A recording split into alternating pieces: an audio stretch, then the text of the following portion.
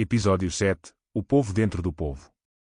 Os judeus e cristãos novos de Portugal, contributo para os descobrimentos, perseguição inquisitorial e a sobrevivência extraordinária dos cripto-judeus de Belmonte até ao século XX. Prólogo. A mulher que rezava em silêncio.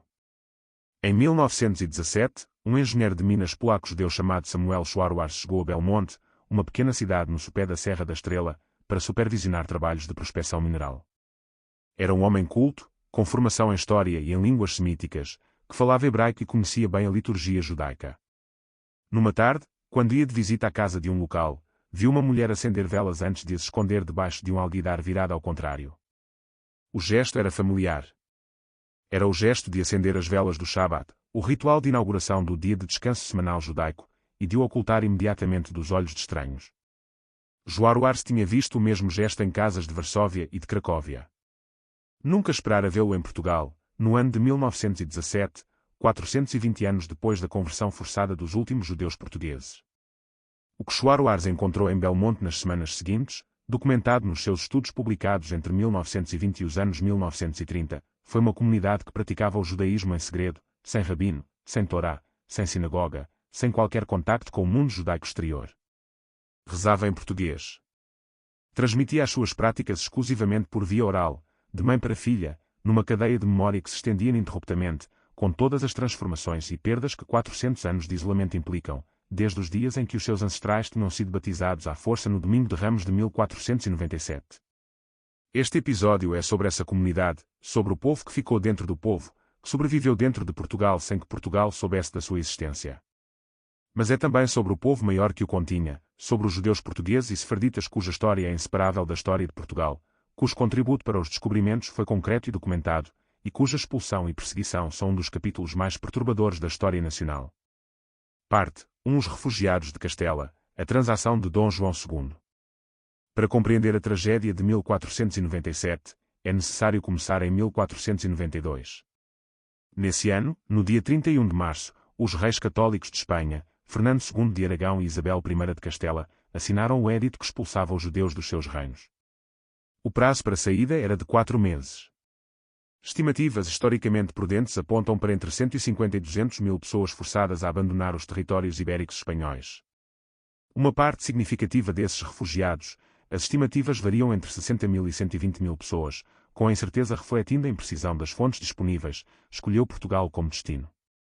Era a opção geograficamente mais próxima, e Portugal tinha uma comunidade judaica estabelecida com quem os recém-chegados partilhavam língua e laços familiares. Dom João II, rei de Portugal desde 1481, recebeu os refugiados, mas cobrou por isso.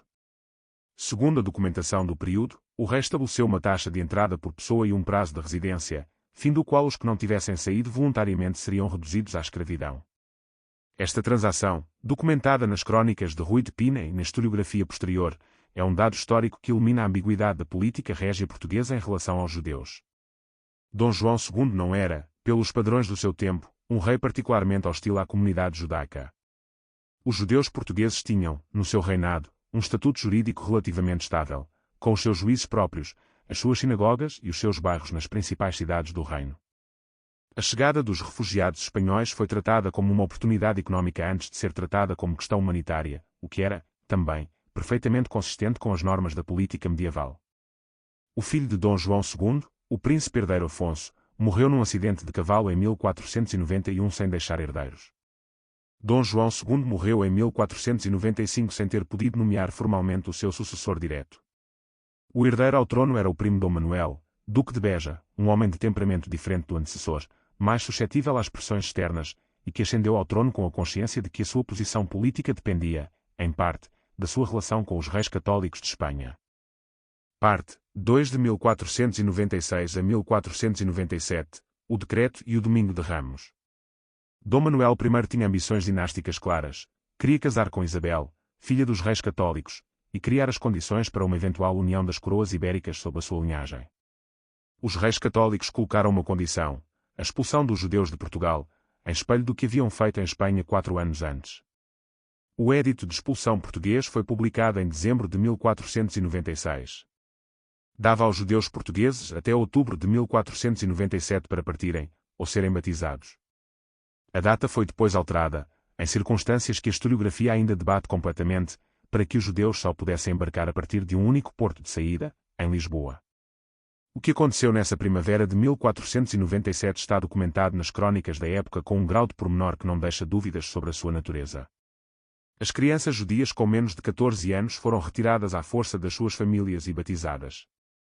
Depois, a Páscoa, o Domingo de Ramos de 1497, os adultos que ainda não tinham embarcado foram levados por grupos para as fontes batismais, onde sacerdotes lhes deitaram água sobre a cabeça em cerimônias coletivas. Damião de Góis, cronista humanista do século XVI, registou estas cenas com uma honestidade que, para o seu tempo, era invulgar. Descreveu o desespero das famílias, a resistência de alguns, a resignação de outros, e expressou ele próprio reservas morais sobre o processo. Neste único dia, e nos dias que se seguiram, nasceu a comunidade dos cristãos novos portugueses. Eram formalmente cristãos, tinham recebido o batismo, que a teologia católica considerava válido independentemente das condições em que era administrado. Na prática, eram judeus batizados à força, que não tinham abandonado a sua fé nem a sua identidade, que tinham sido integrados por coerção numa comunidade religiosa que os olhava com suspeição permanente. Dom Manuel I prometeu, num documento de garantias emitido em 1497, que os cristãos novos não seriam investigados pela sua prática religiosa durante 20 anos. Esta promessa foi repetida e renovada várias vezes. E foi, como veremos, eventualmente quebrada, com a criação da Inquisição Portuguesa em 1536, mais de 40 anos após a conversão forçada. Parte 3. O contributo para os descobrimentos, nomes e saberes. A relação entre a comunidade judaica e cristã nova portuguesa e os descobrimentos é um dos aspectos mais documentados e menos celebrados da história nacional. Os contributos foram de várias naturezas, científico, financeiro e logístico, e são suficientemente concretos para não exigirem nenhuma especulação sobre influências vagas ou difusas.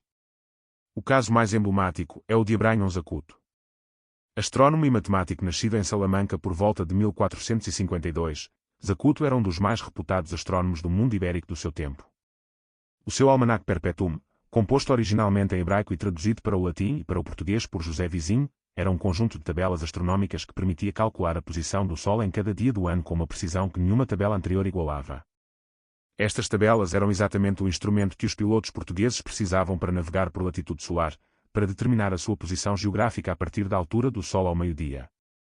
Zacuto foi chamado à corte de Dom João II como astrónomo régio. As suas tabelas foram utilizadas na preparação da viagem de Vasco da Gama, e a documentação que indica que Zacuto esteve presente em Lisboa no momento em que a Armada partiu em 1497.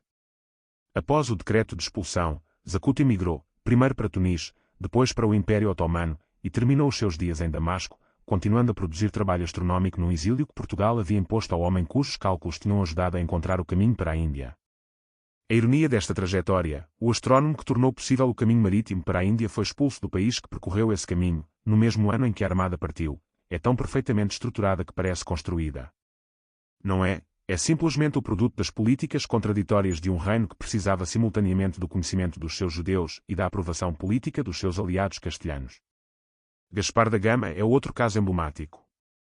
Judeu polaco, o seu nome original não é conhecido com certeza, que se havia estabelecido na Índia como mercador, foi capturado pela armada de Vasco da Gama na costa indiana em 1498. Falava árabe, gujarati, hebraico e provavelmente outras línguas do Índico. A sua utilidade como intérprete era óbvia, Vasco da Gama fez dele um colaborador permanente. Gaspar da Gama foi batizado, o batismo era, para os portugueses do período, o pré-requisito da confiança plena, tomou o nome de Gaspar da Gama em honra do almirante, e participou nas viagens subsequentes de Pedro Álvares Cabral e de Afonso de Albuquerque. É, no sentido mais literal, um dos homens que tornaram possível a construção do Estado português da Índia, um judeu polaco sem país, feito português por batismo e por necessidade. A dimensão financeira é menos anedótica mas não menos importante.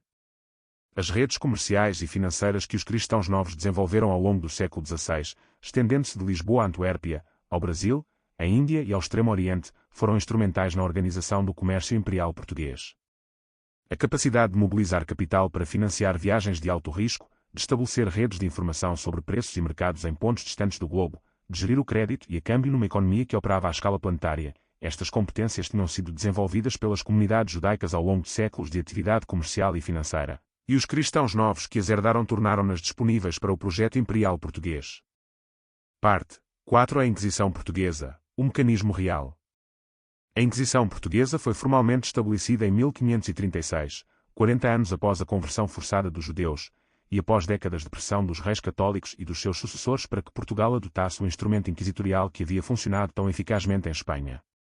Francisco Bettencourt, no seu estudo comparativo das Inquisições Ibéricas, História das Inquisições, 1994, obra de referência académica fundamental, documentou que a Inquisição Portuguesa funcionou em grande medida como mecanismo de redistribuição de riqueza e de eliminação de concorrência económica, paralelamente à sua função declarada de pureza religiosa. Esta não é uma interpretação marginal ou iconoclasta, é uma conclusão suportada pela análise sistemática dos processos inquisitoriais, que mostra que a proporção de cristãos novos ricos entre os acusados era sistematicamente superior à sua proporção na população cristã nova total, e que os confiscos de bens que acompanhavam as condenações beneficiavam diretamente o Estado e a Igreja. A lógica era perversa mas coerente, os cristãos novos eram os comerciantes e financeiros mais prósperos do reino, com redes que se estendiam por toda a Europa e pela Ásia.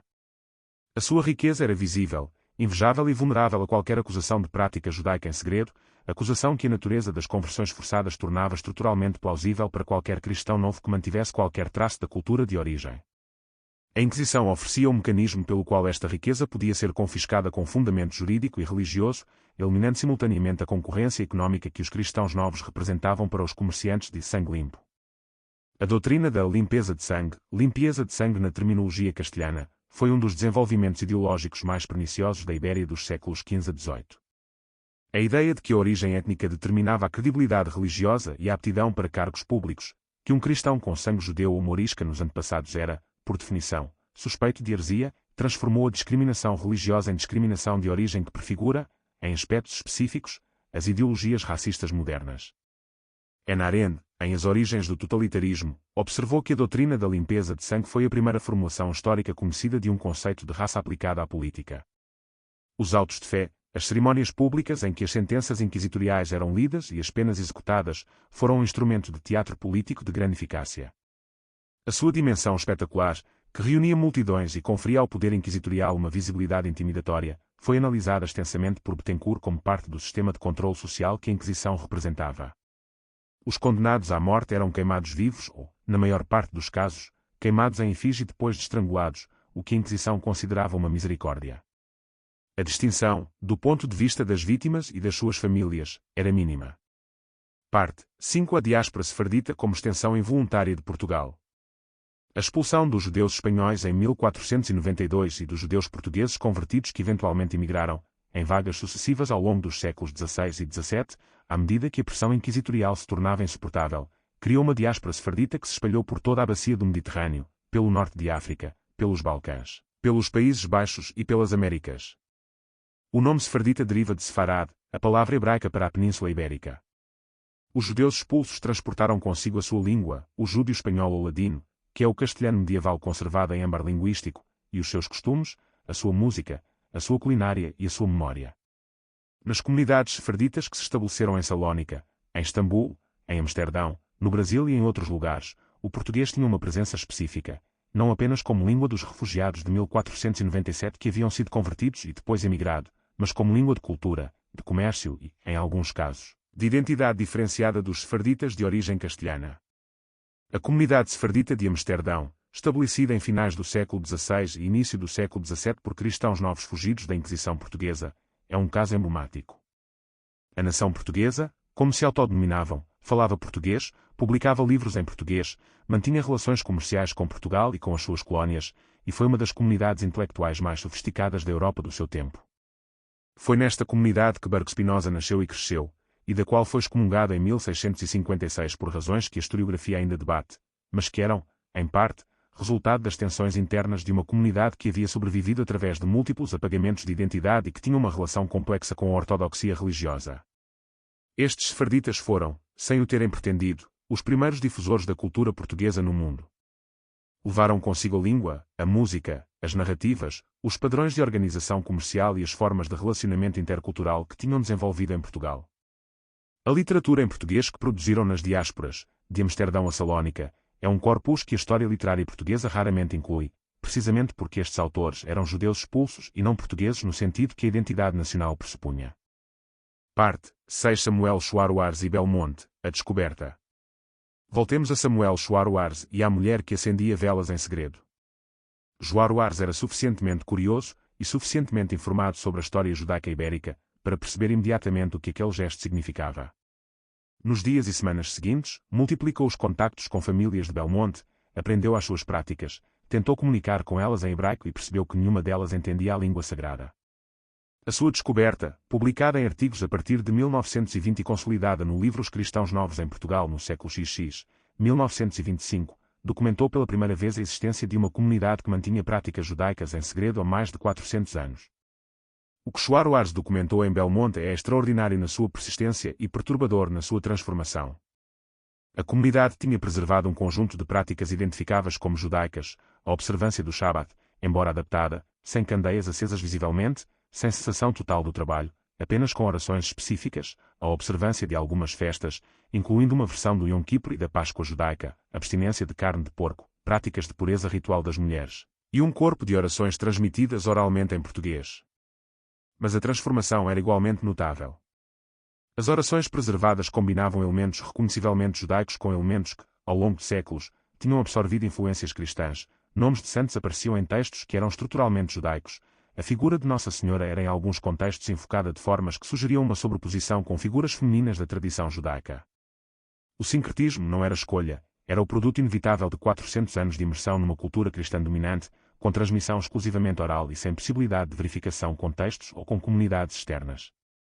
A questão da autenticidade das práticas preservadas é um debate académico sério que a etnografia e a história das religiões trataram com cuidado crescente nas décadas que se seguiram à descoberta de Schwartz.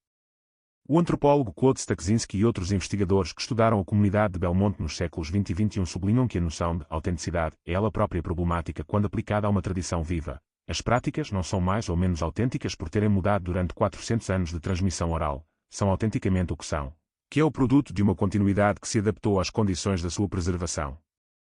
A questão mais precisa é: o que sobreviveu? A resposta é: uma identidade, a consciência de ser diferente, de pertencer a um povo que não é o povo circundante, de guardar um segredo que define a família e que não pode ser partilhado com estranhos. Esta identidade é genuína e é documentavelmente antiga. As práticas específicas que a acompanhavam são um mosaico de elementos preservados, transformados e eventualmente introduzidos por contacto com a informação sobre o judaísmo que chegou de fora ao longo do século XX. Parte 7. A comunidade de Belmonte no século XX, da descoberta ao reconhecimento. A descoberta de Schwartz teve consequências que ele não antecipou completamente. A publicidade em torno da comunidade de Belmonte, que a partir dos anos 1920 começou a ser visitada por judeus de outros países, por académicos e por jornalistas, transformou o isolamento em visibilidade, o que foi simultaneamente libertador e perturbador para uma comunidade que havia sobrevivido exatamente através do isolamento. Ao longo das décadas seguintes, particularmente a partir dos anos 1960 e 1970, membros da comunidade foram gradualmente estabelecendo contactos mais abertos com o mundo judaico exterior. A questão de se reconhecer formalmente como judeus, quando a lei portuguesa e a memória histórica os havia classificado como cristãos, e quando as suas práticas eram uma forma de judaísmo que não era reconhecível pela ortodoxia rabínica sem adaptação, era uma questão de identidade de enorme complexidade pessoal e comunitária. Em 1996, foi inaugurada em Belmonte a primeira sinagoga construída em Portugal em mais de 5 séculos, a Sinagoga Bet Eliá. Era um momento de um simbolismo que a história raramente proporciona tão limpo. Os descendentes dos judeus batizados à força em 1497 inauguravam, 499 anos depois, um espaço aberto de prática judaica no mesmo país, talvez na mesma linhagem de famílias. A comunidade de Belmonte existe hoje como comunidade judaica reconhecida. Os seus membros têm diferentes relações com a herança, alguns adotaram práticas judaicas ortodoxas, outros mantêm formas híbridas que refletem a história específica da comunidade, outros ainda identificam-se culturalmente sem prática religiosa ativa. Esta diversidade interna é ela própria um dado sobre o que significa uma identidade que sobreviveu sem instituições formais durante 400 anos. Não é monolítica, porque nunca pôde ser. A transmissão oral de família para família criou variações que a ausência de uma autoridade central nunca unificou. Parte 8. A Inquisição como máquina de apagamento cultural. Para compreender completamente o que a Inquisição fez à sociedade portuguesa, é necessário ir além da dimensão das vítimas individuais, que foi considerável. Estima-se que entre 1536 e a extinção formal em 1821, a Inquisição portuguesa processou mais de 40.000 pessoas, das quais aproximadamente 1.200 a 1.500 foram executadas, e considerar a dimensão da transformação cultural que produziu. O mecanismo de limpeza de sangue, que exclui os cristãos novos dos cargos públicos, das ordens militares, do clero e das universidades, foi um instrumento de segmentação social que durou mais de 2 séculos e que moldou profundamente a composição da elite portuguesa.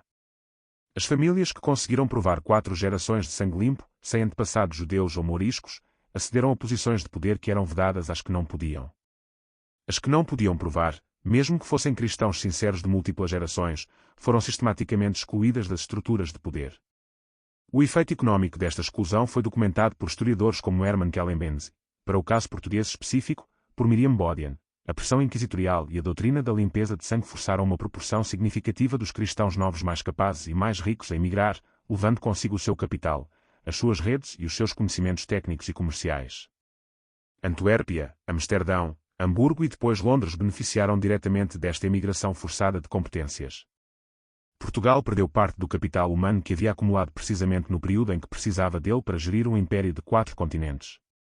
A dimensão intelectual desta perda é igualmente considerável, mas mais difícil de quantificar. A cultura dos cristãos novos portugueses, que combinava a tradição cabalística judaica com o humanismo renascentista e com o conhecimento geográfico e científico acumulado nas redes comerciais que operavam em todo o mundo, foi sistematicamente destruída ou expulsa ao longo do século XVI a XVII. Spinoza em Amsterdão, António José da Silva no Brasil e em Lisboa, este último, dramaturgo cristão novo que foi queimado pela Inquisição em 1739, quando a instituição já era considerada anacrónica na maior parte da Europa, são casos individuais de um padrão de destruição de talento intelectual que teve custos imensuráveis para a cultura portuguesa. Parte nova diáspora interna, as comunidades ocultas de Portugal. Belmonte não era o único lugar onde a memória judaica sobreviveu em Portugal após 1497. As investigações que se seguiram à descoberta de Schwarz revelaram que outras comunidades, em diferentes graus de preservação e de consciência identitária, existiam noutros pontos do interior de Portugal, particularmente na zona da Beira Interior, de Trás-os-Montes e do Alto Douro, onde o isolamento geográfico e a fraqueza institucional da Igreja facilitaram a persistência de práticas que os grandes centros urbanos não podiam manter. A pesquisa de Schwarz foi continuada e aprofundada por investigadores como Anita Novinsky, historiadora brasileira de origem judaica cujos trabalhos sobre os cristãos novos em Portugal e no Brasil são de referência fundamental, e por vários investigadores portugueses nas décadas seguintes. O que estes estudos revelaram é um quadro mais complexo do que a narrativa de Belmonte como exceção singular sugeria. Havia um contínuo de práticas, desde a memória cultural difusa sem prática religiosa ativa até à observância ritual sistemática como em Belmonte, passando por múltiplas formas intermédias de identidade residual que os próprios portadores não sabiam sempre nomear claramente. As comunidades da região de Castelo Branco, Covilhã, Fundão e outras localidades da Beira Interior foram identificadas como tendo populações com origens cristãs novas documentadas e com tradições que preservavam elementos de origem judaica em graus variáveis. A palavra marranos, termo pejorativo de origem espanhola que designava os judeus convertidos suspeitos de continuar a praticar o judaísmo em segredo, foi aplicada retrospectivamente a estas populações, mas a historiografia contemporânea prefere termos mais neutros como cripto-judeus ou simplesmente cristãos novos para descrever a diversidade de situações que estas comunidades representavam. Parte 10 a Lei 30/A 2015 e o regresso dos expulsos. Em 2015, o Parlamento português aprovaram a Lei 30/A 2015, que criava um processo de aquisição de cidadania portuguesa por parte dos descendentes de sefarditas expulsos de Portugal. A lei foi revista em 2022 para clarificar e em alguns aspectos restringir os critérios de elegibilidade, após um volume de pedidos que superou todas as expectativas. Desde 2015, mais de 150 mil pedidos de cidadania foram apresentados por descendentes de sefarditas de todo o mundo, do Brasil a Israel, dos Estados Unidos à Turquia, de Marrocos à Argentina. O número é extraordinário na sua dimensão e na sua implicação histórica. Portugal, que de 1496 a 1497 expulsou ou converteu à força a sua comunidade judaica, convidou, 518 anos depois, os seus descendentes a regressar. Esta inversão não foi apenas simbólica, foi um ato de lei, com consequências jurídicas reais para as pessoas que beneficiaram dela. A lei criou, naturalmente, debates e controvérsias.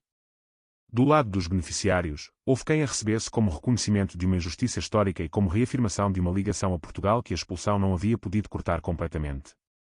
Do lado crítico, houve quem a analisasse como um mecanismo de obtenção de passaporte europeu por pessoas cuja ligação a Portugal era, após 500 anos e múltiplas diásporas, tenuíssima, o que levantava questões sobre a autenticidade das candidaturas e sobre a justiça de um processo que privilegiava o ascendente histórico sobre a ligação contemporânea ao país. As revisões de 2022 responderam em parte a estas críticas, introduzindo requisitos mais exigentes de prova de ligação à comunidade sefardita. Mas o número de pedidos apresentados antes das revisões documentou algo que vai além da questão jurídica, que no mundo há pelo menos 150 mil pessoas que tinham informação suficiente sobre a sua ascendência sefardita para apresentar um pedido formal de cidadania portuguesa. Que a expulsão de 1496 a 1497 não apagou a memória, a preservou, dispersa pelo mundo, em formas que a lei do século XXI tornou subitamente visíveis. Parte 11. O debate sobre a autenticidade, o que sobrevive em 400 anos de silêncio. A questão da autenticidade das práticas preservadas pelas comunidades cripto-judaicas portuguesas é um debate académico que envolve disciplinas diversas, história, antropologia, história das religiões, etnografia, e que não tem uma resposta simples. O ponto de partida metodológico mais sólido é o que o etnógrafo e historiador das religiões Elvira Cunha de Azevedo me estabeleceu nos seus estudos sobre as comunidades judaicas e cristãs novas em Portugal. As práticas observadas nas comunidades cripto-judaicas do século XX não podem ser diretamente comparadas com as práticas judaicas de 1497 como se fossem um registro fotográfico inalterado. São o produto de uma transmissão que durou 400 anos, em condições de isolamento, sem textos de referência, sem autoridade rabínica, com pressão cultural e religiosa constante da maioria cristã, e com o imperativo da ocultação que impunha adaptações contínuas para tornar as práticas invisíveis para os de fora. O que pode ser dito com fundamento sobre o que sobreviveu é o seguinte: a identidade sobreviveu, a consciência de ser diferente, de pertencer a um grupo com uma história específica de perseguição e de segredo, é documentavelmente persistente e foi transmitida com uma continuidade que as entrevistas com membros das comunidades permitem confirmar. Algumas práticas rituais específicas sobreviveram em forma recognoscível: a acender velas, a abstinência de carne de porco, algumas orações com vocabulário claramente derivado da liturgia hebraica ou judaica adaptada ao português. E um corpo de narrativas sobre a identidade e a história sobreviveu, embora com lacunas e transformações que tornam a sua análise comparativa com fontes históricas um exercício de grande complexidade metodológica. O que é mais difícil de estabelecer é a continuidade de compreensão, se as práticas eram acompanhadas de um entendimento do seu significado original, ou se tinham sido progressivamente esvaziadas de significado e mantidas como rituais cuja razão de ser residia simplesmente no facto de terem sido transmitidos. As evidências são contraditórias. Algumas famílias tinham conservado explicações que apontavam para uma consciência do significado judaico das práticas, outras pareciam mantê-las como obrigações familiares cuja origem havia sido esquecida. Esta segunda situação, a prática sem compreensão, o ritual sem doutrina, não é necessariamente uma forma de continuidade menos genuína. É, de facto, uma forma de continuidade especialmente resistente à erosão. O ritual que não é compreendido racionalmente mas que é vivenciado como obrigação emocional e familiar é mais difícil de abandonar do que o ritual que pode ser submetido à análise racional e encontrado desnecessário. A sobrevivência das práticas de Belmonte pode dever-se, em parte, exatamente ao facto de terem sido preservadas como obrigação sem exigir justificação, o que as tornava opacas à crítica e resistentes ao esquecimento. Parte 12. Grau de certeza, a cartografia da evidência.